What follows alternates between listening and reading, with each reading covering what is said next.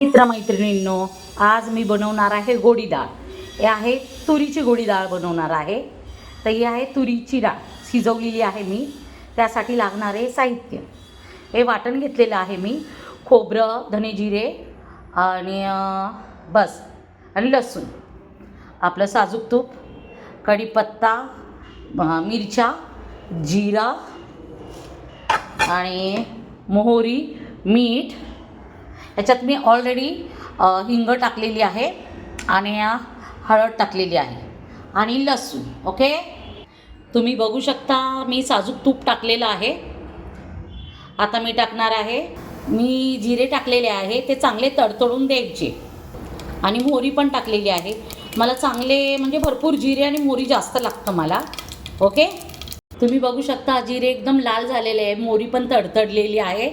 आता मी त्याच्यात टाकणार आहे.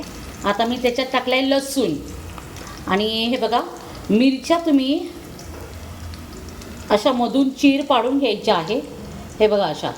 ओके, आता लसूण माझा एकदम लालसर होऊन द्यायचा आहे मला.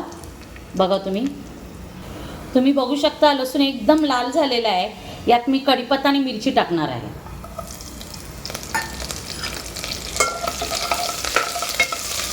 हे मस्तपैकी एकदम तडतडून द्यायचं आहे. आता मी त्याच्यात वाटण टाकलेलं आहे. हे सगळे एकत्र होऊन द्यायचं आहे आणि वाटणाला तेल सुटून द्यायचं आहे. ओके, तुम्ही बघू शकता वाटणाला तेल सुटलेलं आहे. आता ह्याच्यात मी टाकणार आहे तुरीची डाळ. मी डाळ टाकलेली आहे. आता तुम्हाला जर हवं तेवढं तुम्ही पाणी टाका. आमच्या इथे जास्त घट्ट आवडत नाही, पातळ आवडते, तर मी माझ्याप्रमाणे पाणी टाकेल आणि तुम्ही तुमच्याप्रमाणे टाका कसं लागतं इथे टाकायला. ओके, आता हे सर्व एकजीव झालेलं आहे. वाटण, मिरच्या, जिरा, मोहरी, कढीपत्ता आणि लसूण. आता मी ह्याच्यात टाकणार आहे हळद. तुम्ही बघू शकता मी हळद टाकलेली आहे. मला हळद भरपूर लागते बघा.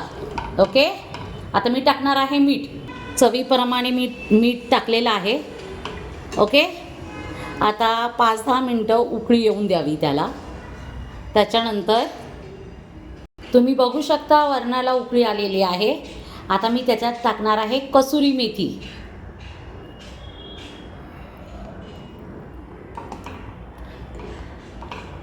आता परत पुन्हा उकळी येऊन द्यायची आहे. तुम्ही बघू शकता वरणाला चांगली उकळी आलेली आहे. जास्त वेळ उकळून द्यायचं नाही आहे. मला एक गोष्ट बोलायची आहे तुम्हाला की मी किती मीठ टाकलं त्याला चव येत नाही आहे. मला वाटतं पहिलं कसं असायचं, थोडं आपलं चवीप्रमाणे टाकलं तर लगेच चव यायची.